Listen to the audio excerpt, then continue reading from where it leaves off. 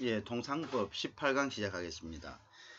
지난 시간에 이어서 지리적 표시에 대해서 조금 더 보고 그 다음 산업재산권으로 넘어가도록 하겠습니다. 그래서 지리적 표시의 보호 부분이 있는데요. 이 지리적 표시의 보호는 이제 구체적으로 어떤 것인가를 한번 보겠습니다. 앞전에 17강에서 우리가 지리적 표시를 TRPS 상에서 지리적 표시는 상품의 품질이 생산지의 기후나 풍토 등과 밀접한 관련성이 있는 포도주, 위스키, 그 다음에 치즈, 커피 이런 것들 굉장히 중요하죠. 포도주가 어디에서 생산되었는지, 이게 프랑스산인지, 칠레산인지, 미국산인지, 독일산인지 이런 거죠. 위스키도 마찬가지고요. 치즈 같은 것도 굉장히 중요하죠. 그죠? 이런 것들이 이제, 표시하는 그런 시스템이었죠. 자, 예를 들어서 보르도, 포도주로 보르도 지방, 그죠? 그 다음에 쿠바, 시가가 하바나, 그죠? 그 다음에 우리 에비앙, 프랑스에 있는, 그죠? 그런 이제, 그런 것들이 이제 굉장히 중요한데, 이런 것들을 함부로 표시해버리면은, 어떻게 되겠습니까? 일단은 생산자의 어떤 그 굉장히 큰 치명적인 어떤 문제를 일으키겠죠. 그 제품이 좋으면은 별 문제가 없는데, 그 제품이, 예를 들어서 좀 불량하다든가, 이렇게 되면은 이제 소비자들의 이제 인상을, 그냥 생산자에 대한 인상을 오인시키죠. 이거 진짜 실제 생산자들이 거기서 맞는 것도 아닌데, 이런 지리적 표시를 함으로써 혼란을 일으키게 되는 거죠. 그래서 이제 이런 것들을 막자.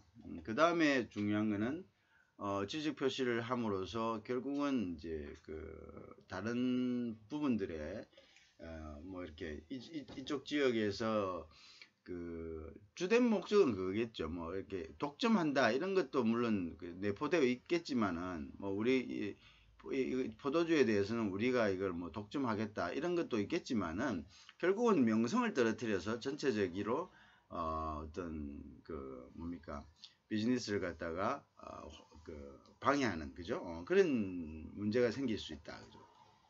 그래서 여기서는 표시라고 했을 때요, 지리적 표시라고 했을 때 인디케이션의 개념은 어떤 거냐, 그죠?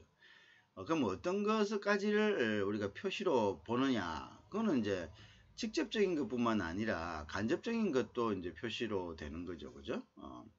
왜냐하면은 이 TRPS 상에서는요, 지리적 표시를 지적재산권의 유형으로 보호하다. 이 자체가 하나의 어떤 지적재산권이다. 지적 표시 자체가, 그죠? 그죠? 그 참 묘하죠, 그죠? 그래서 지적 표시를 허위로 했을 때의 어떤 소비자를 방지하고요. 그러니까 일단 그 지리적으로 지리를 연상시키는, 리마인딩 시키는 그러한 상품은 무조건 자기들 거다 이거죠. 자기들 거니까 기계를 사용하지 말라 이런 식의 주장이죠. 그래서 이제 직접적인 어떤 표현뿐만 아니라 이제 간접적인 표현도 디자인이 어떻게 됐다. 그래서 타입이 어떻다. 타입이 어떤 예를 들어서 또 무슨 보르도의 기술로 만들어졌다. 이런 식으로, 그죠?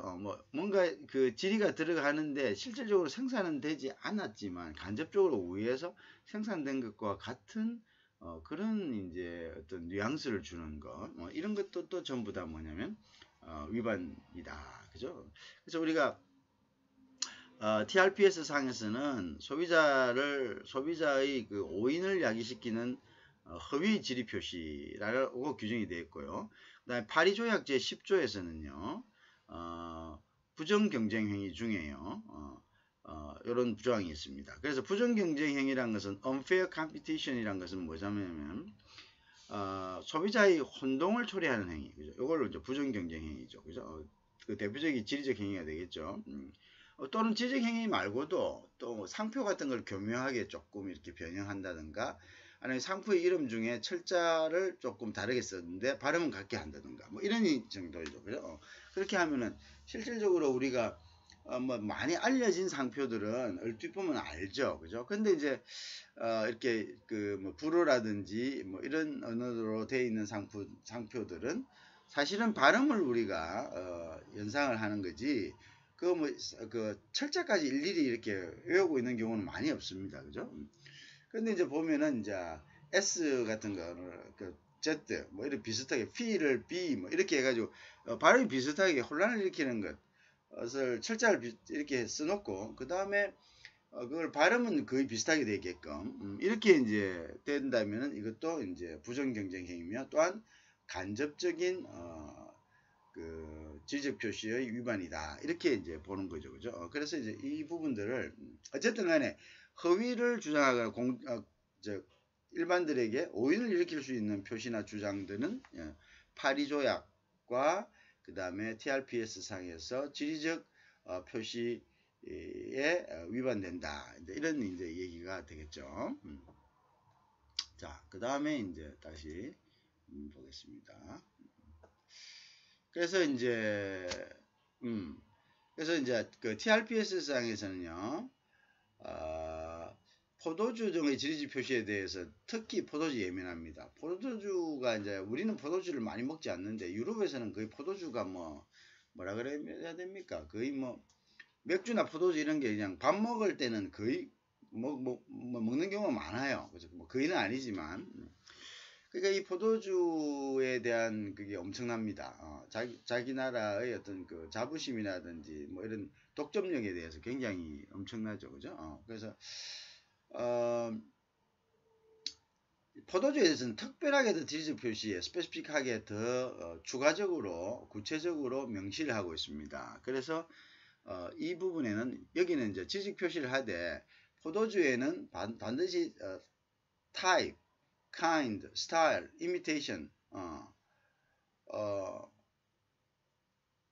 여기에다가 표현을 명기하는 방식 예를 들어서 이것도 안 된다는 거죠. 이게 간접 표시에 해당하는데요. 그래서 보로드 타입 와인, 보로드 타입 와인이다. 그러면 우리가 보로드만 보거든요. 보로드. 이거 보로드 타입 와인은 뭐 이거 정말 유사하잖아요. 보로드에서 만들었구나. 이렇게 쉽게 생각이 되거든요. 근데 이걸 우리가 알아볼 수도 없는 거고, 그죠?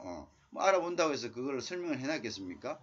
그래서 이런 식으로 표현하는 거죠. 그래서 뭐 타입 kind, style, 뭐 이렇게 imitation, 뭐 이렇게 imitation 써놨다.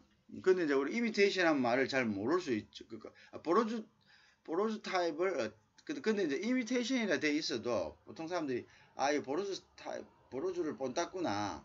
그러면 뭐 보로도가 조금 비싸다. 예를 들어서 그러면 뭐 보로도 뭐 그거 하니까 요 뭐 비슷한 그 풍치가 있겠네. 이렇게 이걸 사는 경우도 있어요. 알고도 그죠? 그러니까 어쨌든 그것도 사는 이유가 보르드란 말이 들어갔기 때문에 산다 이거죠. 이런 경우도 이제 사실은 사용을 금지시켜야 된다는 것이 이제 TRPS 상에서는 추가 보호를 해놨습니다. 특히 이거는 결국은 이제 유럽 쪽에 입김이 강하게 들어갔다는 이야기죠, 그죠? 그런 이야기죠, 그죠? 샴페인도 그렇고요, 꼬냑도 다 지방 이름입니다, 그죠? 이런 것도 일단 상품의 명칭으로 돼 있는데 이거는 일반적으로 지금까지 오랫동안 써왔던 거죠. 그래서 이런 것까지 뭐 샴페인이라고 술의 종류로 변했는데요. 꼬냑도 그렇고요. 그러면 이거 전부 다 전부 다 쓰지 마라. 이건 좀 무리가 있죠, 그죠? 그거는 굉장히 지금 기존의 비즈니스를 완전히 하는 사람들을 완전히 하는 피해를 크게 주는 거니까 이런 것까지는 할 수 없다, 그죠?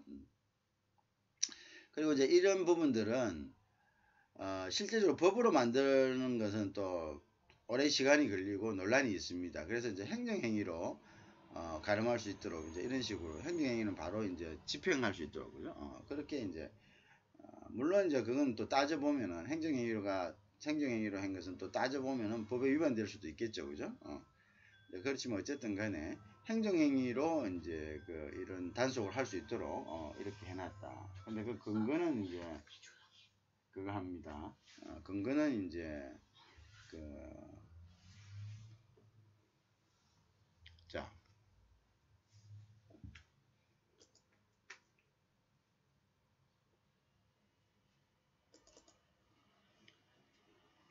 자, 그 다음에 또 더 보면은요,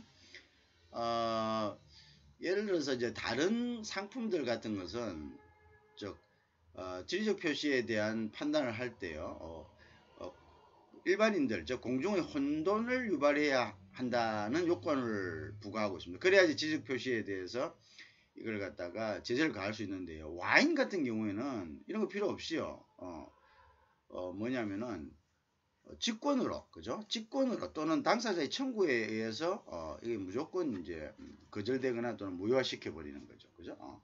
그건 뭐 굉장히 뭐 보기만 보면 이거 보고 바로 신고하면 바로 된다는 거죠. 또는 자기들이 직권으로 가가지고 행정 집행할 수 있다는 거죠, 그죠? 바로 할 수 있다. 다른 거는 이제 보고 이제 이거 뭐야 표시 지리적 표시 위반됐네 한번 따져봅시다 이래야 되는데 이 포도주에 대해서는 그냥 바로 그냥 집행할 수 있도록 그렇게 됐다. 자, 그럼 이렇게 된다면은 이제 아까 이야기한 중남미 국가들 있죠. 칠레 같은데 이런데 뭐 다른 나라들이 있습니다. 이민자들이 많죠. 이 사람들이 이제 본국에서 자기들이 우리가 마찬가지 아닙니까? 된장, 우리 된장 우리가 뭐 된장 만들어준다. 근데 어떤 사람들이 이제 미국에 이민을 갔어요. 그래서 한국에 있을 때 된장 고추장을 잘 만들었어요. 그래갖고 이제 한국민 그쪽에 있는 이제 이민자들을 대상으로 해가지고 그래서 한국 된장 이렇게 했다 합시다. 조선 된장 이렇게 썼다 합시다. 한국 된장 이렇게 썼다 합시다. 그러면 그 자기 고향 걸 만든 거잖아요.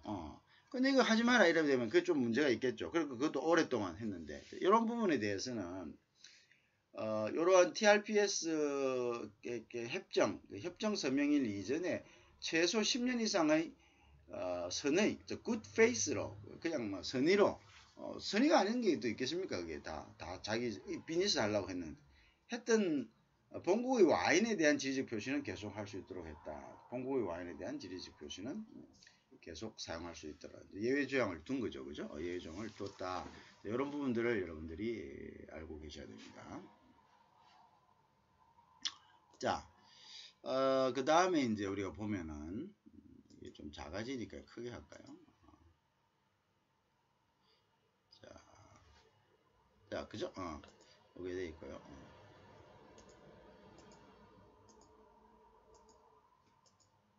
자, 그 다음에 이제 산업 디자인 보겠습니다. 그래서 이제 산업 디자인이라는 것은요, 그러니까 이제 산업 의장권이다 이렇게 이야기. 의장권, 디자인권이다, 의장권이다 이렇게 이야기입니다. 그죠? 그래서 이제 그 좀 미적인 부분을 갖다가 그 고려한 거죠. 미적인 부분, 그죠? 그래서 산업 디자인 보호 기준에 대해서는 각국의 법이 다 다릅니다. 그래서 어느 수준에서 좋아할지에 대한 논의가 필요했고요.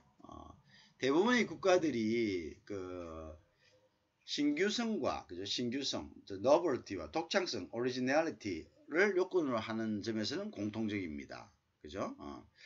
그래야 이제 그 중에서도요, 산업적으로 유용하느냐, 아니면 좀 미적으로, 외관적으로 좀 수려하느냐를 요구하는 국가도 있다. 자, 그래서 신규성이나 또는 독창성, originality, 이게 중요하죠.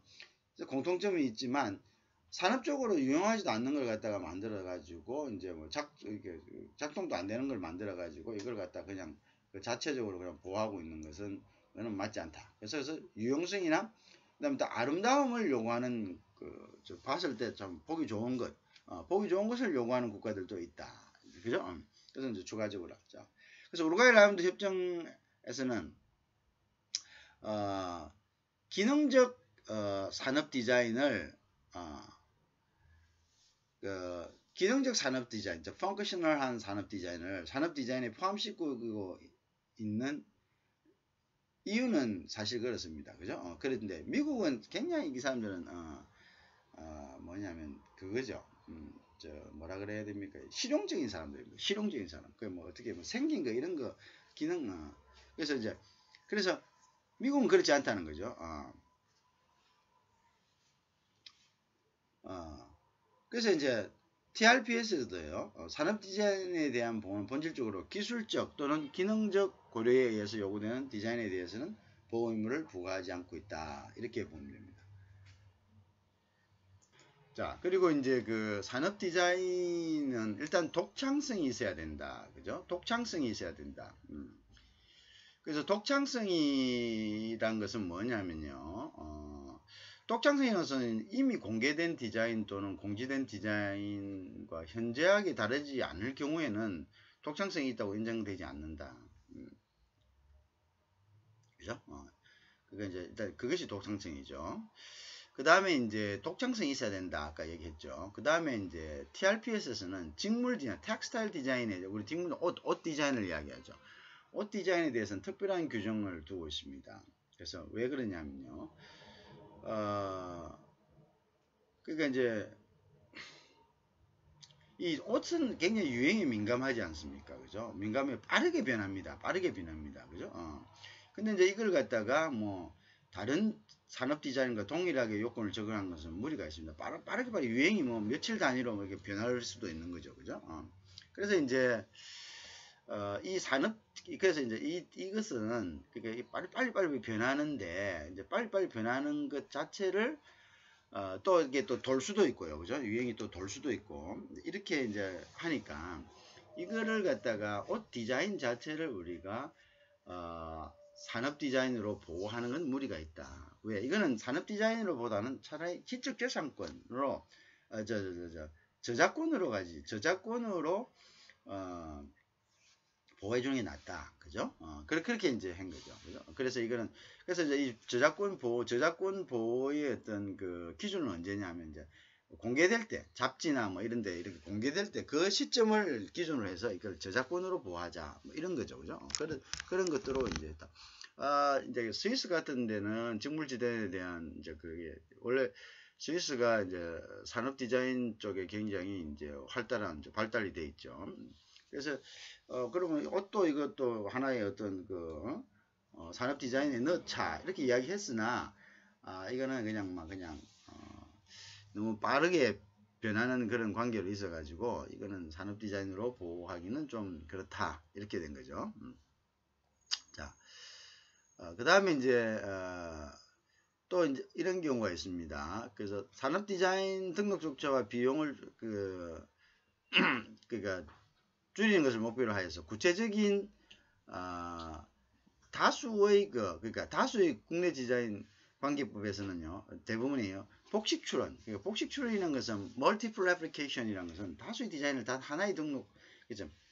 비슷한 다수의 디자인을 이건 내 거다 뭐 이렇게 해갖고 자기 거로 이제 하나로 결합시키는 것을 허용하고 있다. 그죠? 하나로 결합시키는 것을 복수 출원은 가능하다. 복수 출원은 가능하다. 여러 개의 디자인을 하나로 해서 출연시키는 거. 그러면 이제 비용이 절약되겠죠, 그죠? 그것을 산업 디자인에서는 그걸 갖다가 이제 인정하고 있다, 그죠? 그런 이야기가 되겠습니다.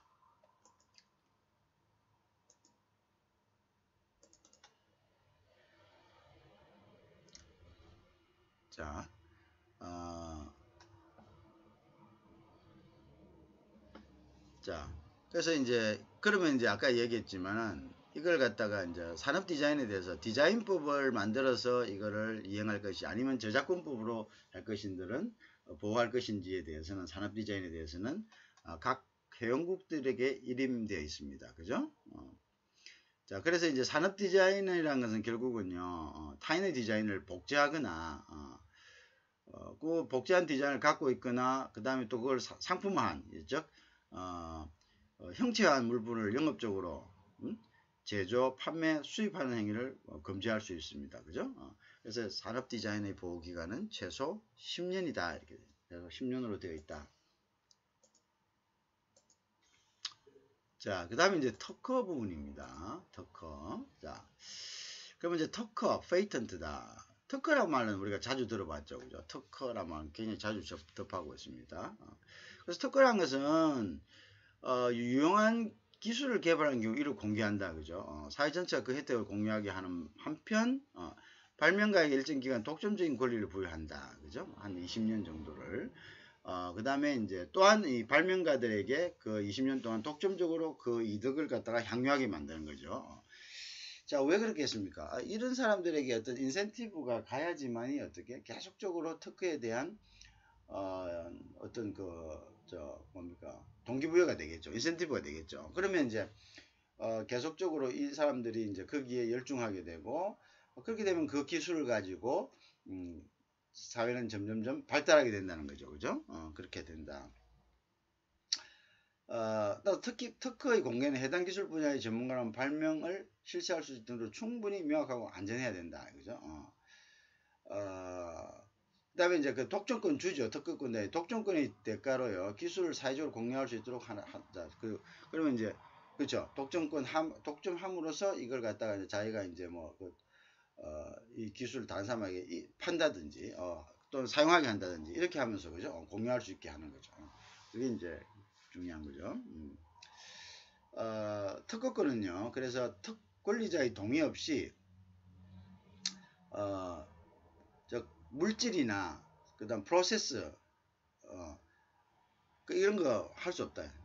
할 수 없도록 배타적인 권리입니다. 배타적인 익스클루시브한 겁니다. 그죠? 그 다음에 여기서 이제 특허권 매매할 수 있습니다. 그 다음에 임대도 가능합니다. 그죠? 특허권을 갖다가 매매도 가능하고, 그 다음에 임대도 가능하다. 그죠? 매매도 가능하고, 임대도 가능하다. 특허권을 사면 되죠. 이전도 하고, 이렇게 하죠. 그죠? 그래서 매매도 가능하고, 임대도 가능하다.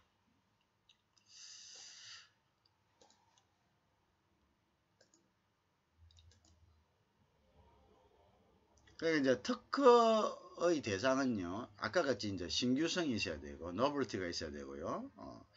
그 다음에 진보성이 있어요. 자, 그 다음에 이제 산업상 이용 가능성이 있는 것. 자, 이 진보성이란 거는 어떤 거냐 하면요, 뭔가 달라야 됩니다. 자, 그런데 이제 특허의 대상이 되는 것 중에서, 이제 다른 사람이 안 했다. 이거 왜 안 했을까? 라고 해가지고 신청한다 특허가 되지 않습니다. 왜 그러냐면요. 그 만약에 안 한 부분이 새로운 신규성이나 진보성이나 상업성 이용성이 있는 경우는 특허가 당연히 되겠죠. 근데 진보성이 없다는 이야기는 뭐냐? 누구나 다 그건 너무 커먼 센스라서 누구나 다 누구나 일반인을 의미하는 것이 아니고 그 부분의 전문가들이 봤을 때 이거는 뭐 전문가들이 봤을 때는 그리고 또 그것이 일반적으로 전문가들 사이에 그러한 방법으로 뭔가를 문제를 해결하는 방법이나 아니면 또 프로세스상의 방법으로 사용되고 있다면은 그는 일종의 보편적인 상식이다 이죠. 상식적인 것은 전문가의 관점입니다. 일반인의 관점은 상식이 아니겠죠. 그래서 상식적인 관점에서 나온 발상은 그 분야의 어떤 전문가들 사이에서 상식적인 부분에서 나온 발상은 그것은 특허로 인정되지 않습니다. 특허로 인정되지 않습니다. 그것이 비록 어떤 사람이 그에 대해서 특허 신청을 하지 않았다 하더라도 특허가 없다 하더라도 그것은 안 된다. 그래서 뭔가 독창성인 것보다는 진보성이 있어야 된다. 신규성이 있어야 되고요. 자, 또한 물론 산업상 이용 가능성이 있죠. 그죠? 이런 이제 특허에 대해서 회원국들은 보호를 해야 되기 당연하겠죠. 자, 그다음에 이제 발명자, 기술 분야, 그러니까 수입이나 국내 생산 여부에 따른 차별 없이 이거는 이제 특허에 대해서 특허권을 갖다가 행사할 수가 있습니다. 그죠? 그래서 이제 뭐 예를 들어서 뭐 국외에서 다른 나라 특허 앞전에 이야기했죠. 특허는 이제 특허를 갖다가 출원 등록을 함으로써 다른 여러 가지 지적재산권 이런 것 자체가 공동으로 선언한 거고 이제 각국의 나라에서 가서 이제 등록하는 거는 그거는 이제 일종의 비용의 문제입니다. 그죠? 그렇게 된다. 자, 그런데 이제 특허 대상에서 지어야 되는 거고, 그죠? 어떠냐면 동식물의 건강보호, 환경오염, 그 다음에 이제 이런 것들에 이제 이런 걸 반하는 경우는 특허가 안 되죠. 아무리 좋은 거라도, 이거 내가지고, 만약에 이걸 갖다가 산업적으로 이용했을 때, 동물이나 식물의 건강보호나 환경오염을 일으킨다. 는 것은, 그 다음에 공소양속의 보호를 위해서 상업적으로 금지할 수, 또 이거 특허 만들어 했을 때는 이거 완전히 이거 윤리적으로도 안 좋고, 이렇다. 이럴 때는 이거는 이제, 상업적으로는 금지를 시켜야 되겠죠. 그죠? 이럴 때는 이제 예외가 인정됩니다. 그것이 비록 신규성, 진보성이 있다 하더라도, 그죠? 산업상 이용 가능성이 있다 하더라도 이것은 당연히 이제 그 금지되는 거죠, 그죠? 이런 건 할 수 없다. 그 다음에 이제 또 인간과 동물의 치료를 위한 진단 방법, 요법, 의학적 방법도 이거는 이제 여기에 만약에 특허를 갖다가 딱 묶어버리면은 비슷한 건 다 특허가 되거든요. 특허에 침해가 되거든요. 그러면 이거는 의학적인 발전이 없죠. 그러니까 이런 부분들에 연구하는 사람들이 이미 이건 내가 뭐 연구해봐야 기존에 특허가 있으니까 조금 더 좋은 방법이 있는데 이거 내가 뭐 골머리 아프면서 이렇게 해가지고 되겠나 이렇게 되죠. 그런데 이런 데에 대해서는 특허가 인정되지 않습니다. 그래서 누구든 자연스럽게 방법을 갖다가 터득을 해가지고 그걸 가지고 이용해서 상업화 시킬 수 있다는 거죠. 그죠? 그러면 이제 좀 더 나은 뭡니까? 그런 진단 방법, 요법, 의학적 방법들이 개발될 수 있다는 거죠. 그죠? 그런 것은 이제 특허가 될 수가 없다. 이런 거죠. 그러다 보면 이제 여러 가지 문제가 생기겠죠. 그죠? 자, 그 다음에 이제 특허의 강제 실시라는 것이죠. 그죠? 특허 강제 실시. 자, 강제 실시라는 건 강제로 이제, 자, 요게 뭐냐면, 특허권자의 승인 없는 사용을 강제 실시하죠. 해라. 특허권자의 허락이 없이도 사용할 수 있게 하는 것을 갖다가 우리가 강제 실시다. 이렇게 이야기합니다. 특허권자의, 허락이 없이도 그것을 이용할 수 있게 하는 것을 우리가 강제 실시다. 이라고 한다. 자, 그래서 이거는 이제 특허권의 배타적 권리에 대한 제한이 되겠죠. 그러니까 어떤 경우 공공재적 성격을 강조하는 그래서 이제 이런 데서 이제 특히 이제 개도국 같은 경우는 특허를 갖다가 다 인정해 버리면은 어떻게 되겠습니까? 그죠? 특허를 치르고 해야 되는데 그 모든 것이 다 비용입니다. 그러면 돈이 없는 국가에서 그게 힘들겠죠. 그죠? 자, 그래서 이제 이런 경우에는 특허 동료 일정 기간 경과에도 특허를 실시하지 않는 경우에는 의무적으로 뭐냐면 자, 그래서 그죠? 그래서 이제 이럴 경우에는 특허를 실시하지 않는 경우에는 현지 기업의 실시권을 허용하는 의무조항을 두고 있다. 그죠? 자, 뭐냐? 실시하지 않는다. 그럼 이거 묶고만 두고 있다. 그럼 결국 아까 특허의 어떤 목적이 뭐였습니까? 사회적 발전입니다. 근데 지가 특허만 받아놓고 다른 사람 하지도 못하게 해버리면 그거는 완전히 특허를 이용한, 그죠? 하나의 이제 특허를 이용한 볼모가 되는 거죠. 그죠? 그러면 이건 아니다. 그래서 이럴 경우에는 일정 기간이 지나도 특허를 갖다가 실시하지 않는 경우, 즉 그거를 산업 이용할 수 있게 만들지 않는 경우에는 개도국께서는 이걸 갖다가 현지 기업들이 이용할 수 있도록, 그죠? 실시권을 갖다가 허용하는 조항이 있다. 그죠? 그것이 이제 특허의 강제 실시다. 자, 그래서 이제 이러한 것들을 이제 강제 실시권을 보장해야 된다고 주장했습니다. 개도국들이. 그 다음에 여기에 대해서 이제 미국이나 독일, 미국에서는요, 국가 비상사태일 경우를 제외하고는, 안 된다. 이래 선진 것이는. 뭐, 쓰든 안 쓰든 그 사람 특허다, 20년 동안. 이래 대립을 했죠. 그죠? 근데 이제, TRP 협상에서는 EU의 타협안에 따라 적절한 보상을 하는 조건 하에서, 적절한 보상, 그죠? 이거를 갖다가 허용하도록 한다. 돈을 좀 주라. 그래도 돈 좀 주가지고, 쓰도록 하면 되는 거 아니가. 또 돈을 다 주지는 못하는 거 아니냐. 뭐, 없는 나라들이니까. 그러고 이제, 근데 이제, 강제 실시 사유가 소멸한 경우에는 이를 종료하도록 했다. 그죠? 그러니까 이제 이 기술을 꼭 이용해야 될 필요가 있겠죠. 그죠? 무슨 국가의 비상사태나 이럴 경우에. 이럴 때는 이제 어떻게 하겠나. 그럴 때는 어쩔 수 없는 거지. 그지? 그런데 이제, 그래서 이제 미국들은 국가 비상상태를 경우를 제외하고는 안 된다 했는데, 이제 개도국들은 뭐 쓰지도 않는 거 우리가 필요할 때 급할 때 좀 쓰도록 해야 된다. 이런 이야기였죠. 그러니까 이유가 이제 나와가지고 좋다 그러면은, 보상 좀 하고 좀 쓰게 하고 그 강제 실시 사유가 소멸될 경우, 즉 급한 일이 강제 실시 사유가 소멸된 경우에는 이를 종료하더라 하자. 소멸된 경우는 어떤 경우겠습니까? 이 특허권자가 상품을 만드는 거죠. 특허권자가 자기가 상품화 시킨 경우라 이제 그렇게 되면 강제 실시를 할 수가 없죠. 특허권자 놀고 있는 게 아니니까요. 종료하도록 하자. 이렇게 이야기가 되는 거죠. 그죠? 자, 그러면 이제 우리가 강제 실시권, 즉 특허권자의 허락이 없어도 다른 사람이 이 특허를 갖다가 이 특허의 내용을 이용할 수 있는 그러한 사유는 뭐냐? 강제 실시권.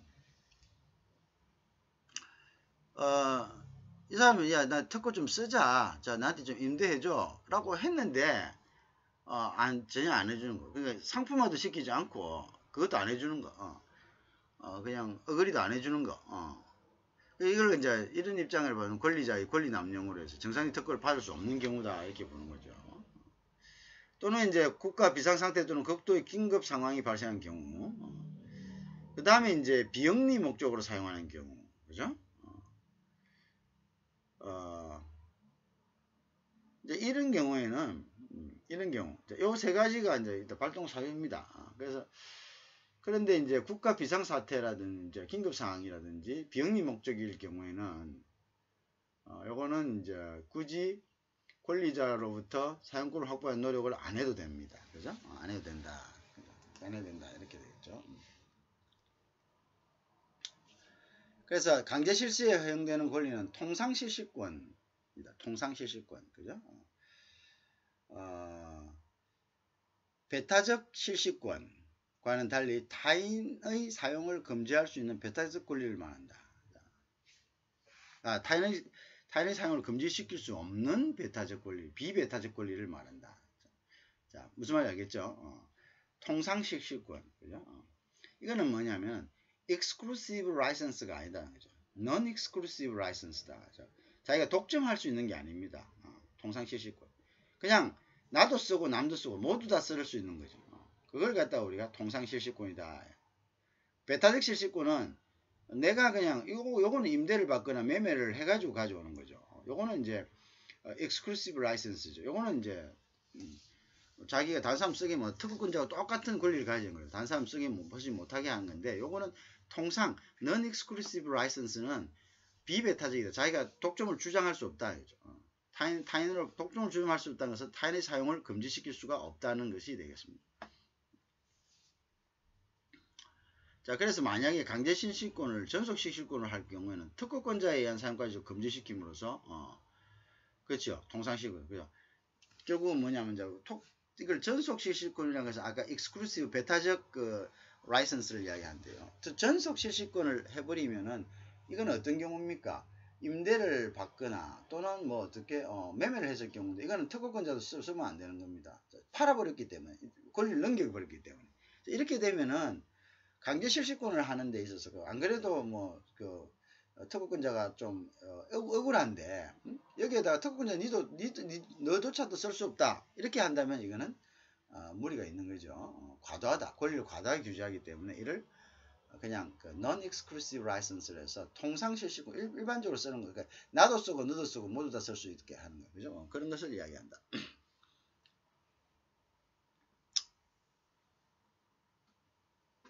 그래서 이제 강제 실시의 대상인 발명에 대해서는 권리자는요, 특허자는요, 제3자에게 라이센스를 줄 수가 있습니다. 그래서 줄 수 있죠. 강제 실시 제3자에게 라이센스, 자 이거 너 해라 이렇게 라이센스 줄 수 있습니다. 그죠? 팔 수 있습니다. 또 강제 실시권 제3자에 대한 양도는 원칙적으로 불가한다. 강제 실시권을 했는 것은 강제 실시권은 네가 그 특별한 사정이 있기 때문에 해라고 했는데 이걸 갖다가 다른 사람이 넘긴다면 그거는 강제 실시권을 빙자한 거죠. 그건 특허권의 어떤 탈취가 되겠죠. 탈취. 내가 강제 실시권 얻어가지고 이걸 다른 사람이 넘긴다. 그거는 원칙적으로는 불가능한 거죠. 자, 그런데 이제 그대로 이제 넘기는 건 불가능한데 영업권과 함께 이루어지는 양도 실질적으로 영업권을 준다. 영업 저 부분에 요거 가지고 요거 해라 라고 준다. 그러면 그건 결국 뭐고? 그건 자기들이 이득을 실직구만 가져가서 이득을 본다는 이야기가 아니겠죠. 결국 영업을 필요해서 가져왔다는 이야기죠. 그리고 그 영업을 다른 사람이 이전한 때는 그 실직권이 필요한 거죠. 그죠? 그럴 때는 이제 그 영업구에 딸려 있는 거다. 그 영업하고 같이 매칭되는 거고, 영업권 자기 가지고 있으면서 실직권만 이렇게 강제 실직권을 이렇게 획득해가지고 다른 사람이 넘기는 게 아니잖아요. 그죠? 그래서 그 영업과 같이 실질적으로 비즈니스를 인수인계 해주는 경우에는 강제 실시권을 양도가 가능하다. 그렇죠. 그래서 이것은 강제 실시권은 영업상 필요에 인정되는 거고요. 영업과 관계없는 별 동떨어진 강제 실시권은 허용할 이유가 없기 때문에 그런 거다. 당연한 이유가 되겠습니다. 그죠?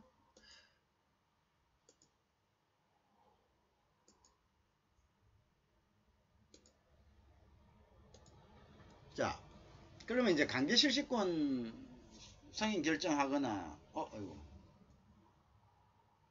그럼 그거는 뭐 그냥 실시권자가 가만히 있어야 되나? 멍하게? 아니죠. 그럼 반드시 다툼이 있어야 되죠. 그죠? 그래서 강제 실시권의 강제 실시의 승인 결정이나 그거는 또 이제 실시하면 어느 정도 보상해야 되죠. 보상해야 되는 것은 분쟁의 대상이 될 수 있다는 거예요. 사법심사의 대상이 될 수 있었다. 왜 그걸 강제 실시권을 주느냐? 그리고 왜 이거 돈을 이거밖에 안 주느냐? 그 보상으로서. 그렇죠. 그건 당연히 사법심사의 대상이 되겠죠. 자, 그래서 이제 강제 실시에 의한 특허 사용은요, 성인국의 국내 시장에 대한 공급을 위해서만 승인됩니다. 그죠? 그래서 이제 강제 실시된 생산된 제품 수출하면 안 됩니다. 그거는 국내에 그 나라의 어떤 독특한 이제 그것 때문에 독특한 사정 때문에 이제 이루어지는 건데 그거를 또 그걸 갖다 다른 데 수출하면 안 되죠. 너 나라 그런 사정이 있기 때문에 그 부분에 대해서만 사용하라는 건데 그걸 갖다가 만들어서 제품을 만들어서 수출해서는 안 된다 이거죠. 예를 들어서 지금 같은 경우 하면서 코로나 발생했잖아요. 그게 지금 꼭 그게 필요하다. 좀 무슨 어떤 여기에 대한 어떤 상품이 필요하다. 뭐 진단약이든 뭐든 뭐 여러 가지 있을 거 아닙니까? 그런데 이걸 갖다가 야 너 그거 쓰면 안 돼. 이렇게 되면 됩니까? 그거 불가능하죠. 그죠? 불가능하죠. 뭐 지금 긴급 사태인데. 그럴 때는 어떻게 합니까? 그럼 일단 돈 주고 하는 거죠. 자, 그런데 이걸 갖다가 만들어갖고 다른 데 수출하지 않다. 그러면 그거는 좀 아니죠. 그죠? 무슨 말인지 알겠죠? 그런 지금의 예에 비춰보면 그렇게 되겠죠. 그죠? 자, 그래서 특허의 보호기간은 출원일로부터 20년입니다. 그죠? 그죠? 자, 그 다음에 이제 속업보호의 원칙에 따라서요. 그 다음에 TRPS 협정 발효 시에 이미 존재하는 지적재산권도 이때부터 다시 20년 동안 보호기간이 적용되었습니다. 알겠죠? 그렇게 됐다. 한편 우리나라는요. 특허 보호기간은 출원 공고일부터 15년입니다. 자, 그렇기 때문에 이제 이미 국내에 특허 등록을 마친 그 당시에 그랬다는 거죠. 발명이나 출원 중인 발명에 대해서 소급하여 출원일부터 어떻게 20년을 보호해야 된다. 당시에 그랬대요. 그죠? 자, 그 다음에 이제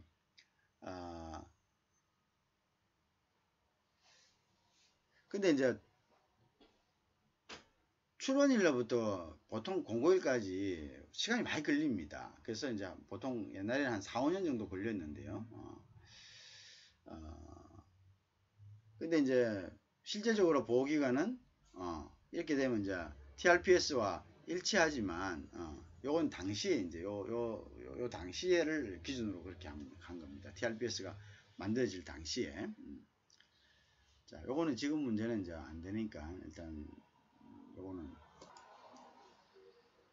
그리고 이제 다음은 반도체 그 집적 회로의 개념 및 범위입니다. 그래서 반도체 집적 회로 배치 설계 레이아웃 디자인 그 서킷이라고 한대요. 인터그레이티드 서킷이라고 한대요.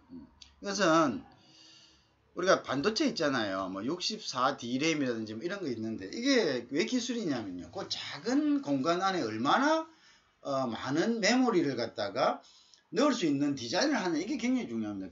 우리가 이제 반도체라는 거는 우리가 선으로 연결된 이 모든 것들을 하나의 이제 집적 회로 안에 그거를 갖다가 이렇게 넣는 거죠. 그러니까 뭐 100분의 1, 만분의 1을 갖다 축소시킨 거죠. 그죠? 딱 축소시켜서 그 안에 다 집어넣는 거기 때문에 그것을 어떻게 어떻게 배치하느냐, 어떻게 레이아웃 하느냐에 따라 가지고 거기에 저장할 수 있는 메모리 양에 영향을 미칩니다. 그죠? 그러니까 이것도 하나의 굉장한 지적재산권이죠. 그래서 이것은 이제 최근의 기술 발달과 더불어 새로이 이제 생겨난 이제 지적재산권이다 이렇게 보면 되겠죠. 그렇죠. 자, 그래서 이제 디지털 회로의 디자인이다. 그죠? 이것은 디지털 회로의 디자인이다. 그죠? 이렇게 보면 되겠습니다. 그죠? 그래서 이제 이것은 어쨌든 반도체 칩은요, 이렇게 만들어진 반도체 칩은 컴퓨터라든지 뭐 여러 가지 이제 그런 이런 제품들에게 이제 탑재가 되겠죠. 내장이 되겠죠. 그래서 이제 산업이 고도화되고 정보화됨에 따라서 반도체 산업도 급속하게 이제 발달하게 되고 여기에 대한 것도 하나의 이제 이건 뭐냐면 이 디자인도 하나의 어떤 보호돼야 될 어떤 지적재산권으로 대두가 된 것입니다. 그죠? 그죠? 그래서 새로운 지적재산권으로서 보호받게 됐다. 그래서 여러분들이 이제 반도체 집적 회로에 대한 어떤 설계도 지적재산권으로서 별도의 규정에 의해서 보호받는다. 이 정도를 알고 계셔야 됩니다. 알겠죠?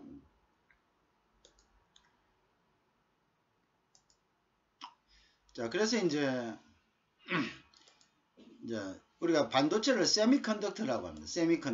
세미컨덕터라고 하는데요. 그래서 이제 반도체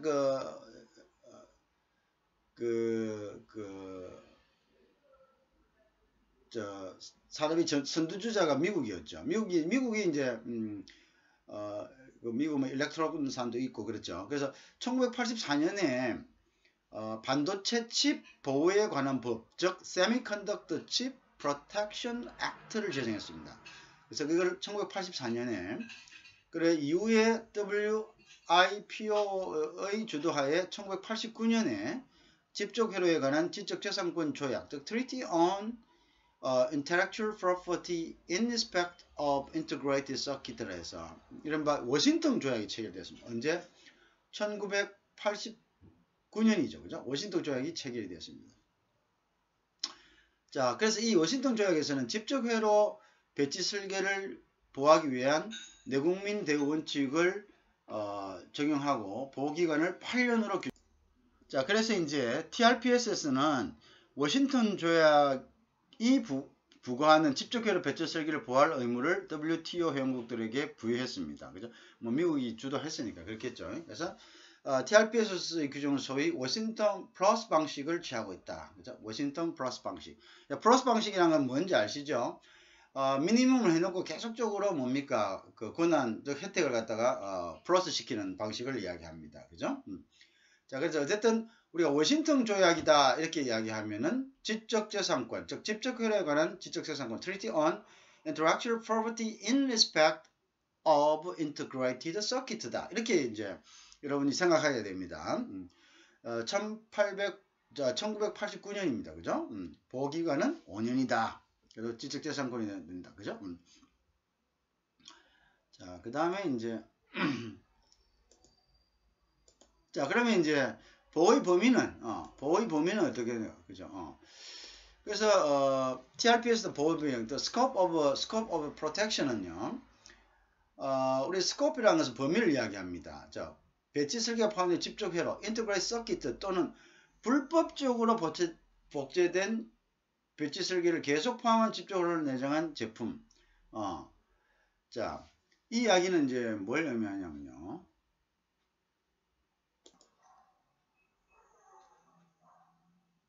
자, 복제된, 그러니까 예를 들어서 정상적인 거라도 그걸 갖다가 특허권자의 허락 없이 유통시킬 수는 없는 겁니다. 그죠? 또한 복제된 거는 더욱더 그러하겠죠. 그죠? 그래서 이제 이러한 것들을 갖다가 통제할 수 있는 거죠. 뭐냐면은 이제 그 반도체 집중 회로의 어떤 그 권리를 가진 사람이요. 그래서 당연한 이야기고요. 그 다음에 이제 권리자의 승인을 요구하지 않는 행위, 즉 강제 실시권 non-voluntary license. 이게 voluntary란 것은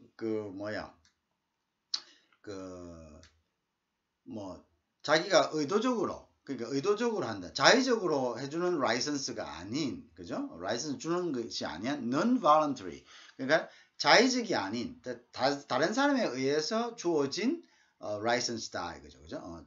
특허권자의 자의적인 라이선스가 아닌 non-voluntary license, 다른 사람에 의해 가지고, 즉 타인에 의해 가지고 non-voluntary라는 것은 결국은 이제 자발적이 아닌, 그죠? 자발적이 아닌 라이선스다 이런 이야기죠, 그죠? 그래서 이제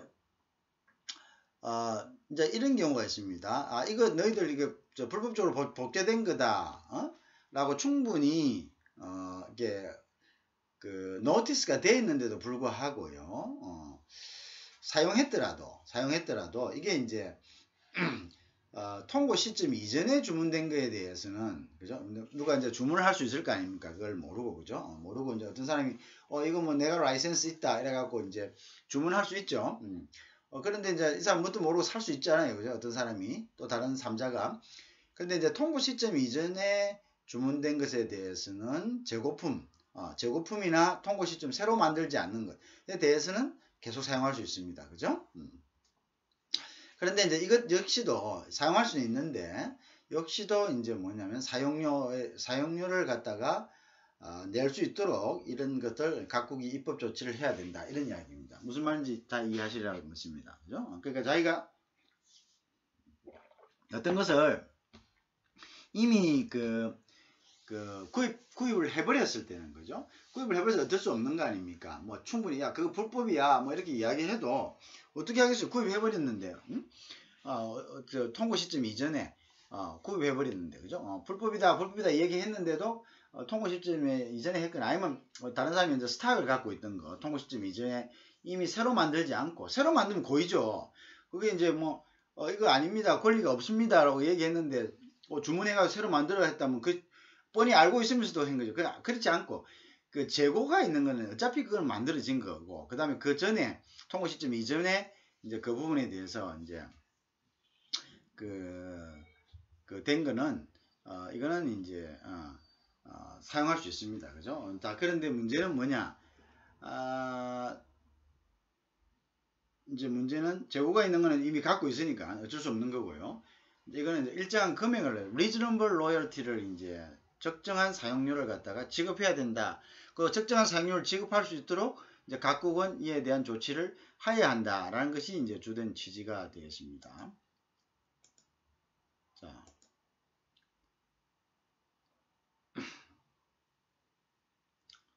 자, 그래서 이제 이 보호기간은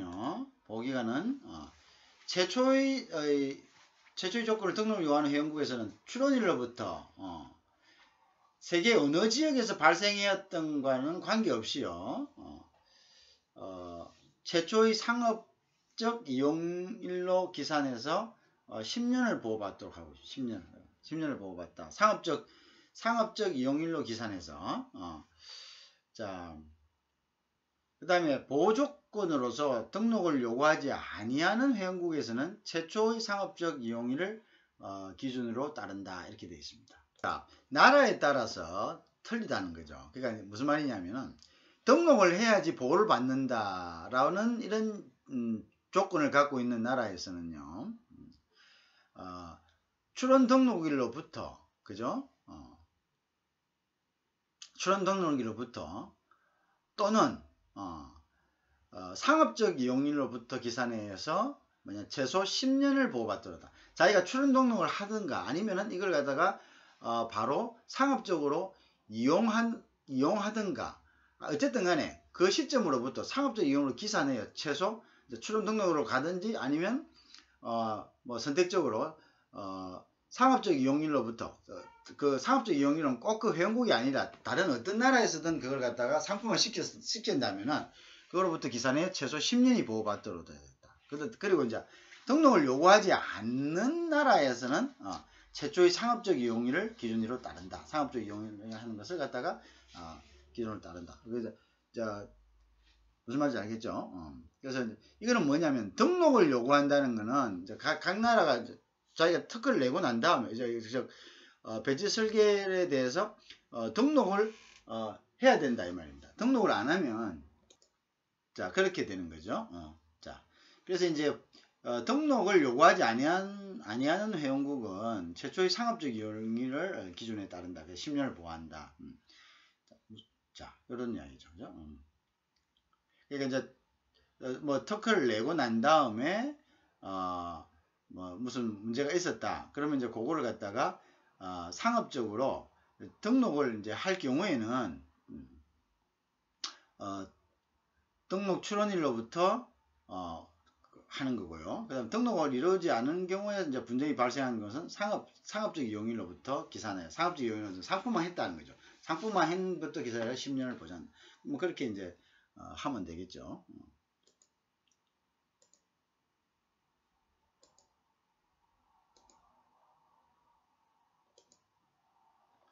근데 이제 우리가 undisclosed, disclose는 공개하다는 뜻입니다. 그래서 이제 공개. 근데 undisclosed라는 것은 비공개 이런 뜻이 되겠죠. 그래서 비공개 정보, 그래서 undisclosed information이란 공개가 되지 않음으로써 영업적 가치를 가지는 정보를 말합니다. 그래서 영업 비밀, 즉 trade secret 또 노하우란다. 이러한 영업 비밀에는요, 기술적인 정보뿐만 아니라 고객과의 경영관계 모든 정보를 포괄하는 불특정 거죠. 그죠? 그 영업 기밀이죠. 그 다음에 이제 TRPS는 미공개 정보, 아까 이야기한 undisclosed information하고 정부 또는 정부기관이 제출한 자료를 보호한다. 보호라고 하면 여기서는요, 불공정 경쟁으로부터 효과적인 보호를 하는 보장을 이야기하는데, 그러나 발의 조약이 정하고 있는 불공정 불공정 행위의 유형에는 타인의 영업 비밀 침해가 포함되어 있지 않다. 이 부분 내가 좀 설명을 드리겠습니다. 무슨 말이냐면요, 우리가 어떤 기술을 갖고 있어요. 기술을. 근데 그 기술을 갖고 있는데 이 기술을 내가 이 기술에 대해서 법적인 보호를 받겠다 싶으면은요, 이 기술을 특허 등록해야 됩니다. 그런데 특허 등록하면 한 가지 문제가 뭐냐? 기술이 그대로 특허라는 건 누구나 열람이 가능합니다. 왜 열람이 가능하냐? 선특허, 선사례가 내가 어떤 특허를 내려고 하는데 나와 비슷한 특허를 낸 사람이 있는가를 알아보기 위해서 검색을 해야 되겠죠. 왜? 그걸 검색하지 않고 특허를 출원하면 헛수고 많은 거예요. 나중에 보면 특허 딱 해가지고 열심히 해가지고 갔는데 특허청에서 이거는 비슷한 사례가 있습니다 라고 리젝트가 온단 말입니다. 그러면 안 되잖아요. 그래서 원래 그거 선사례를 찾기 위해서 다 공개를 합니다. 그럼 기술이 공개가 되죠. 그러면은 전혀 몰랐던 그 경쟁업체들이 그 기술을 보고 뭔가 눈이 번쩍 뜰 수가 있겠죠. 그러면 우리도 이걸 응용하자. 물론 특허의 침해가 되겠죠. 그렇지만은 그 특허 침해를 막는 것도 본인들이 특허권자들이 알아서 해야 돼요. 그러면 뭐 그걸 갖다 일일이 쫓아다니면서 사실 특허를 예를 들어서 그 회사가 억수로 뭐 자기가 낸 특허를 이용해 갖고 우리보다 더 그 번성을 했다. 이렇게 한다면은 우리가 당장 알 수가 있겠죠. 그러면 그건 또 악유 대상이 되겠죠. 그런데 뭐 그렇지 않고 적당하게 이제 뭐 하면은 그거는 결국은 누구 거를 손해를 봅니까? 그 사람들이 그런 사람들이 많으면 많을수록 자기 제품이 안 팔리겠죠. 그죠? 그 다음에 이제 또 특허라는 것이 조금을 달리하면요. 어떤 아이디어에서 조금을 달리하면 그게 또 특허가 될 수 있습니다. 그 부분에 대해서는. 그러면은 기존에 전혀 몰랐던 사람들이 내 특허를 공개함으로써 내가 특허를 등록함으로써 그 기술을 갖다가 취득하게 되는 거예요. 그러면은 어떤 문제가 생기겠습니까? 그 정말 좀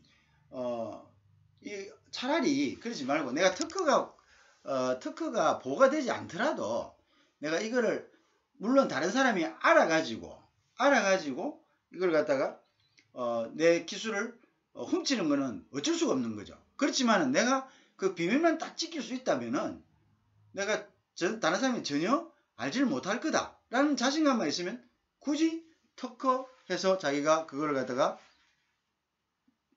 받을 필요가 없는 거죠. 그죠? 보호를 받을 필요가 없는 거죠. 왜? 특허가 되면 오히려 뭡니까?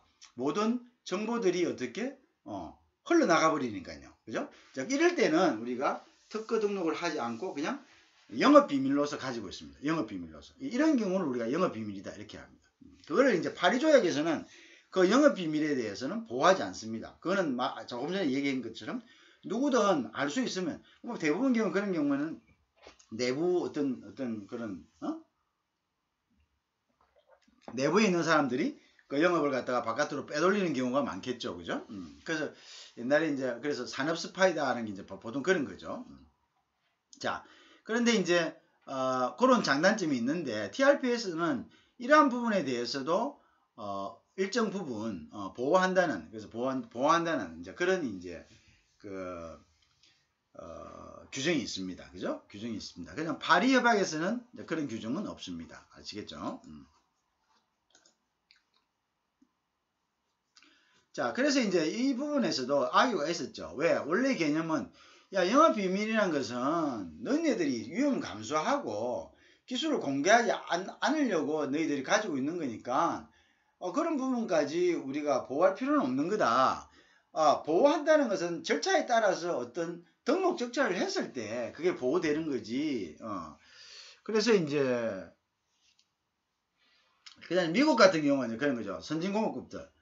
야, 그 너무 노하우가 많은데 후진국들이 너무 카피를 많이 하잖아요. 그래서 미국은 영업비밀도 지켜야 된다라고 주장을 한 거죠. 그죠? 영업비밀 지키다. 다른 나라들은 아까 이야기한 그죠? 보통 페루, 인도 영업비밀은 그죠?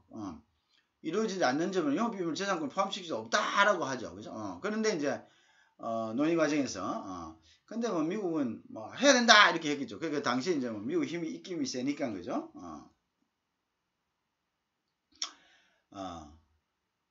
그래서 이제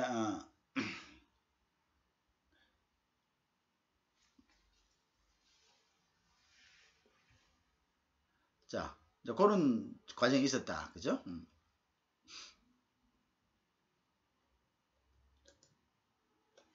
자, 그러면 이제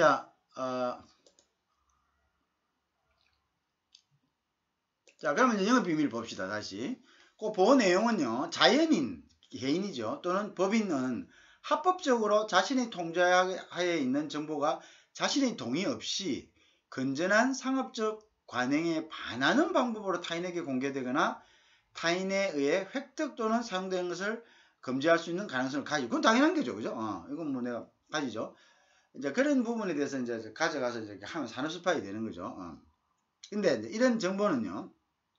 전체 또는 그 구성 요소의 정밀한 배열 및 조합의 형태로서 당해 정보의 종류를 통상적으로 다루고 있는 업계 사람들 일반적으로 알려지면 이거는 아닙니다.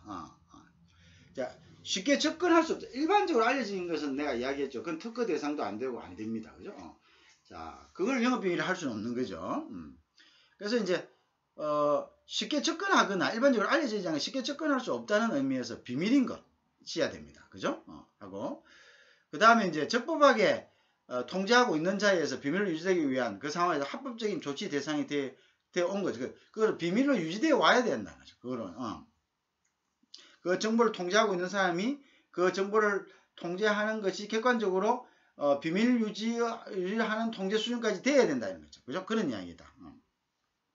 그 다음에 이제 여기서 공정한 상업적 관행에 반한다라는 것은요. 계약 위반, 신뢰 위반, 그 다음에 예를 들어서 이제 우리가 영업 비밀이라는 것을 꼭 자기들만 갖고 있을 수 없잖아요. 영업이니까 거기에 이제 대리점이라든지 아니면 이제 합작이라든지 이런 데 전부 다 뭐 어떻게 서로에게 이제 그 어느 정도 일정 부분 공유가 되겠죠.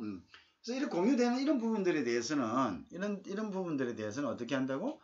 그것이 이제 바깥으로 나간다면은 그것은 그 부분은 이제 영업 비밀을 갖다가 누설한 것이라 해가지고 그 부분은 이제 당연히 이제 제재를 가할 수 있다, 주장을 할 수 있다 이런 것을 이야기합니다. 그죠? 자, 그 다음에 이제 관행을 이러한 관행이죠. 상업적 관행에 반하는 방법이죠. 계약위반, 신뢰위반 및 위반의 유도와 같은 관행 이런 거죠. 이러한 관행에서 정보 획득 등 이러한 관행이 정보 획득에 관련되어 있음을 알았거나 중대한 과실에 따라 알지 못한 제3자에 의한 미공개 정보 취득을 포함한다. 이런 이야기입니다. 자, 그래서 이제 이렇게 공정한 방법이라는 거 알겠죠? 그래서 관행이고, 그 다음에 중대한 과실에 따라 알지 못한 제3자에 의한 미공, 그죠? 제3자가 이걸 갖다가 취득했더라도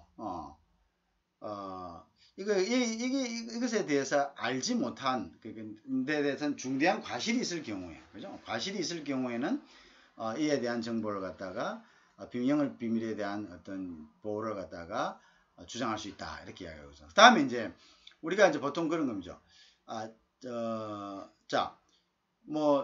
그런 겁니다. 자기가 영업 비밀을 갖다가 했던 계약 위반, 신뢰 위반 이런 거 위반, 유도와 같은 관행을 의미하고요, 그죠? 또는 이제 이러한 부분에 대해 정보 획득이 관련되어 있음을 알았거나요. 또는 중대한 과실에 따라 제3자에 의한 미공개 정보의 취득을 포함한다. 이런 이야기입니다. 자, 그 다음에 이제 예를 들어서 이런 거 있죠. 오랫동안 하나의 이제 제약회사 같은 것은 연구자들이 이제 비밀리에 이제 제약을 개발하고 있잖아요. 근데 이 개발하면 나중에 이제 어떡합니까? 이 개발 과정이나 이런 것들을 이제 해가지고 허가를 받아야 되잖아요. 허가를 받으려면은 공개되지 않은 실험이나 여러 가지 자료들을 허가청에다 제출해야 됩니다. 근데 이러한 자료들을 갖다 unfair commercial use로부터 이걸 갖다 솔직히 빼가지고 말이죠. 누구한테 흘러준다. 예를 들어서 공무원들이라든지 아니면은 거기에 있는 이제 영국 조사기관이라든지 이런 데 해가지고 할 수가 있죠. 얼마든지 그런 경우는 발생하는 거예요. 이럴 때는 그것을 등록되지 않았지만 이런 것들도 다 미공개 정보로서 영업 비밀에 해당된다. 이런 이야기입니다. 그죠? 그런 경우에는 주장할 수 있다. 이런 이야기가 되겠습니다. 그죠?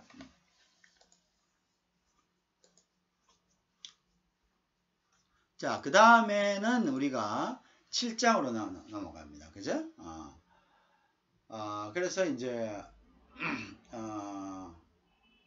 이 부분은 다음 장에서 그렇게 할 수 있도록 하겠습니다. 여기까지 하겠습니다. 자, 19장부터는 이제 7장을 하게 되겠습니다.